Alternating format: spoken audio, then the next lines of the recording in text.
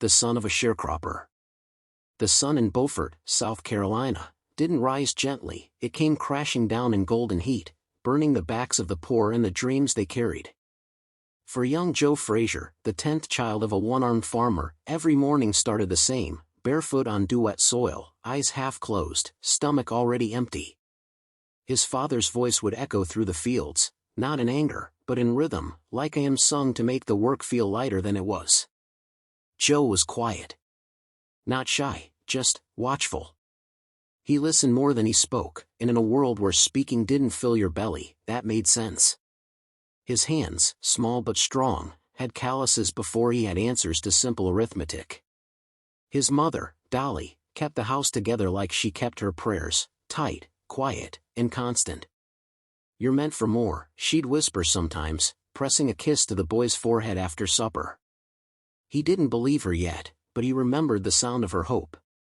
One day, while delivering firewood to a white neighbor's home, Joe paused by an open window.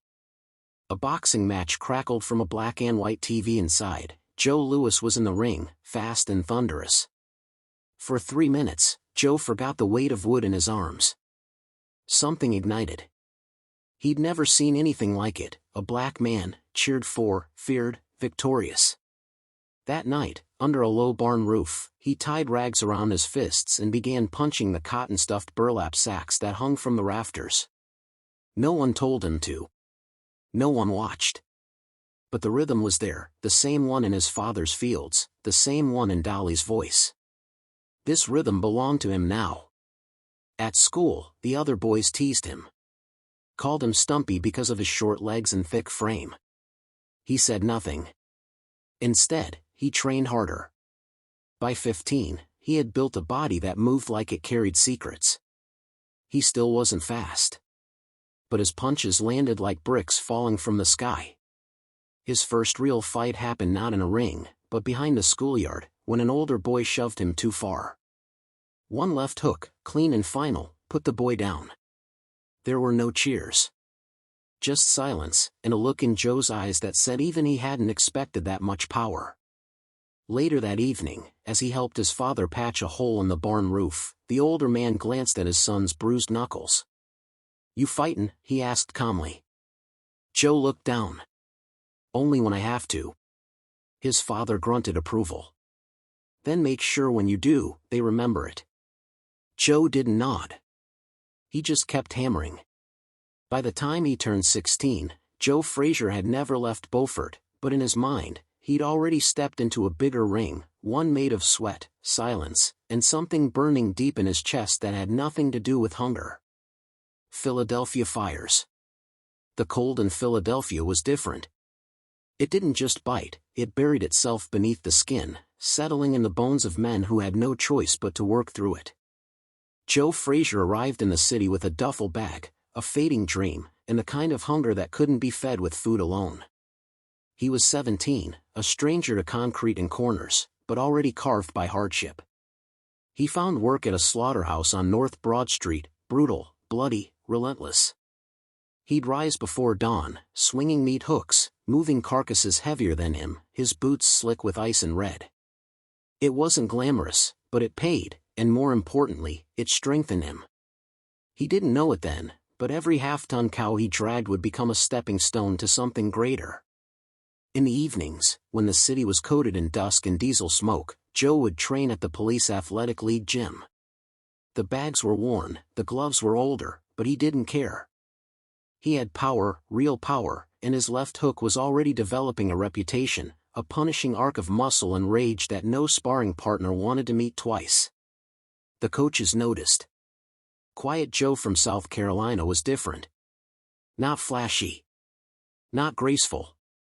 But when he hit, the gym stopped. Still, conflict shadowed him. Money was tight. His young wife worried. Nights stretched long, and sometimes dinner was whatever he could grab at the slaughterhouse. He wondered often if this city would break him before it built him. Then came the Olympics. In 1964, a last-minute injury to another boxer gave Joe a shot. He boarded the plane to Tokyo with a borrowed suit and a broken thumb, taped up and hidden from officials. Every punch sent lightning through his arm, but he kept swinging. Round after round. Grit, not glory, drove him. And when the final bell rang, it was Joe who stood on the podium, gold medal draped across his neck like a promise finally kept. The return to Philly wasn't triumphant. There were no parades.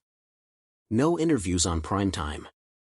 He rode the train home in silence, medal tucked into his coat pocket, hands sore and swollen. A man next to him read the paper, unaware that the Olympic heavyweight champion sat beside him, teeth clenched from pain. That night, Joe stood in the slaughterhouse locker room, staring into a cracked mirror. He'd won the world's highest honor, and still, the city saw just another black man in work boots. But something had changed. Not in the world. In him. From that point on, every punch he threw would carry more than strength. It would carry memory, defiance, and a quiet message to anyone watching. You may not see me now, but soon, you won't be able to ignore me. The shadow of Ali. By 1970, Joe Frazier had become the heavyweight champion of the world, but he wore the title like a borrowed suit, powerful in name, but somehow never quite respected in full. The reason was clear and loud: Muhammad Ali. Ali was poetry and noise, brilliance and rebellion. Frazier was silence and steel. Where Ali danced and rhymed, Joe marched and bled. They were opposites in every way, two titans bound by fate and divided by fire. And in the eyes of the public, Ali was the sun, Frazier, the shadow it cast. Ali had been stripped of his title for refusing the Vietnam draft. Frazier, who had never known peace, didn't understand why war had to be politicized. Still, he quietly helped Ali behind the scenes, lending money, supporting his reinstatement. But when Ali returned to the spotlight, gratitude was replaced with mockery. He's too slow. Too ugly. Too dumb. Ali called him an Uncle Tom. A gorilla. A pawn for the white establishment. The words weren't just insults, they were wounds. Frazier didn't fight with his mouth. He fought with fists that had molded themselves against bone and bag and injustice for years. He trained in silence, his jaw clenched so tightly some nights he couldn't sleep. March 8, 1971, the fight of the century. Madison Square Garden pulsed with history. The world divided into sides, the voice or the fist. Ali taunted from the opening bell, floating and jabbing, mocking and grinning. But Frazier absorbed the chaos and returned it tenfold. In the 15th round, he landed a left hook so brutal it looked like a building collapsing. Ali went down. Frazier won. Clean. Decisive. In the biggest fight boxing had ever seen, the quiet man from Beaufort stood taller than the world's loudest icon. But something strange followed. The cheers faded faster than expected. Ali was still the darling of the public, the media, the movement. Frazier, though victorious, was treated as the villain who had humbled a hero. The weight of that contradiction was heavier than any belt he carried. In the press conference after the fight, a reporter asked him what he thought of Ali now. Frazier didn't answer right away. He stared ahead, eyes like flint.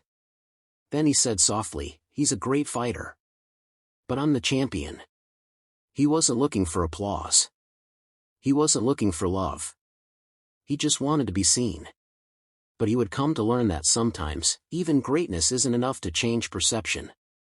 And in a world that only hears what it wants, fists, even victorious ones, don't speak loudly enough. The rematches loomed ahead. The rivalry would only deepen. But for Joe, the battle had already shifted from the ring to something more painful. A forgotten warrior. The years after retirement were quieter for Joe Frazier. But in that quiet, the echoes of his fights, both inside the ring and out, grew louder. He watched as Ali's legend only grew, even as his own faded into shadow.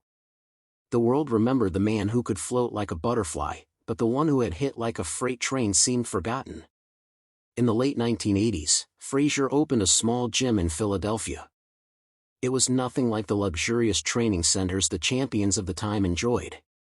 His gym was a cramped, sweat-soaked place, where the sound of punches on leather and the scrape of sneakers on old linoleum floor were the only music.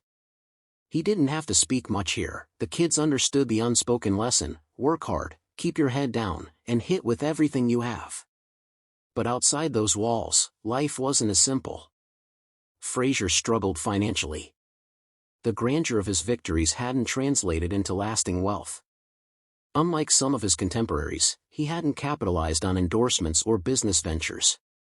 His money had been spent fighting battles that no one saw. His home was small, his life quietly fraying around the edges. The world didn't seem to care anymore. In interviews, when he was asked about his great fights, his voice never wavered. But you could hear the grief behind the words. "I was the champ," he would say. "I fought with heart. But they forgot me. They always forget the real ones." It wasn't until Ali's battle with Parkinson's took a toll on his body that Joe's old rival called him. By then, years of insults had passed between them. Ali, who had once mocked him as a gorilla, now called Joe to speak of forgiveness, of making peace before it was too late. Joe agreed. He didn't want to carry the bitterness any longer. The war of words was over, but the battle inside was still alive, flickering in the corners of his heart.